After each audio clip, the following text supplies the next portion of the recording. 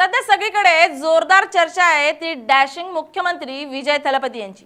अहो, साऊथच्या या हिरोनं फक्त पडद्यावरच विधानला धुतलं नाही तर राजकारणातल्या भल्या भल्यांना नारळ दिलाय। आजच तमिळनाडूत सर्व आमदारांनी शपथ घेतली। विजयच्या मंत्रिमंडळाला लोक म्हणतायत की हे मंत्रिमंडळ आहे की विद्यापीठाची टीम।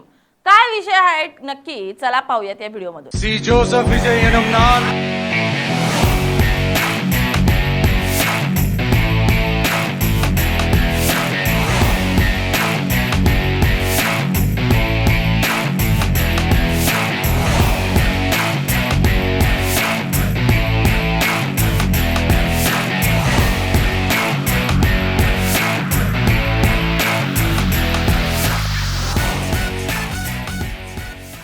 नमस्कार, मी स्नेहल चौधरी, आपण पाहतात एलएस मराठी।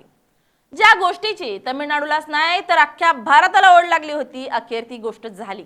म्हणजे तमिळनाडूत विजय थलपती मुख्यमंत्री झाला आणि आज सर्व आमदारांनी शपथ घेतली। त्यामध्ये एक बातमी समोर आली की तमिळनाडूचे मंत्रिमंडळ नाही तर चालतं फिरतं विद्यापीठच आहे। कारण का तमिळनाडूतले सर्व आमदार हे 100% सुशिक्षित आहेत। सुशिक्षित म्हणण्यापेक्षा उच्च शिक्षित आहेत राव। आणि दुसरीकडे आपल्या महाराष्ट्रात बघितलं तर 60% नुसते शिक्षित आहेत। शिक्षित म्हणायचं आहे बरं का, उच्च शिक्षित नाही। म्हणजे कोणी 10वी नापास, कोणी 12वी, तर जेमतेम आमदार अगदी 10वी पर्यंत शिकलेले आणि थोडंफार अगदी बोटावर मोजण्या इतकेच उच्च शिक्षित। आता विजयच्या मंत्रिमंडळात बघू, 6 आमदार पीएचडी, 13 ते 22 आमदार पोस्ट ग्रॅज्युएट, 22 आमदार इंजिनियर, 5 आयटी पदवीधर, 18 ते 40 आमदार वकील, 8 आमदार एमबीबीएस डॉक्टर्स।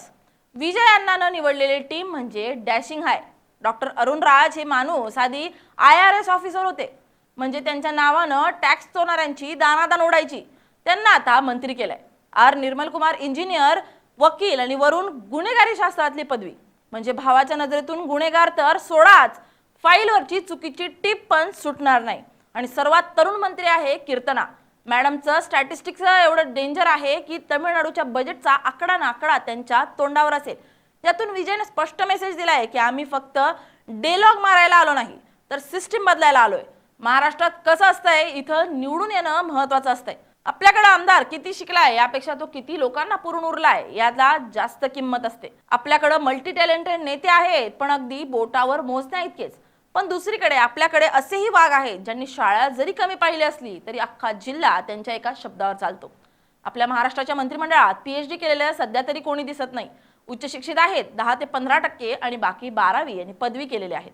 15 ते 20% आणि 37% लोक 10वीच्या आतलेत। पण त्यांचा ग्राउंड कनेक्ट एवढा तगडा आहे की मोठमोठे पीएचडी वाले पण त्यांच्या समोर पाणी भरतात। असो, आपण पुन्हा येऊ थलपती विजयच्या मंत्रिमंडळाकडे।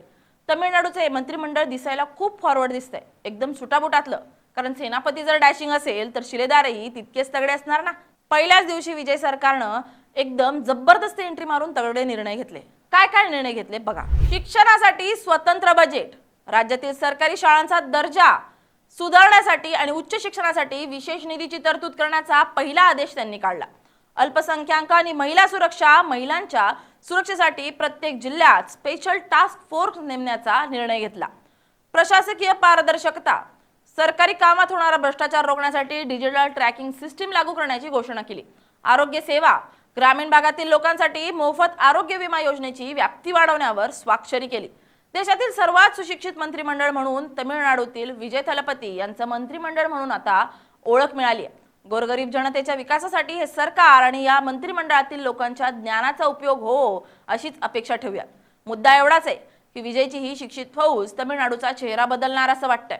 मात्र तमिळनाडूचा चेहरा बदलणार की मग शेवटी राजकारणाचा पारंपरिक मसालाच वरचढ ठरणार हे सुद्धा पाहणं महत्त्वाचं ठरणार आहे। तुम्हाला काय वाटतं कमेंट करून नक्की सांगा। Bureau report LS Marathi.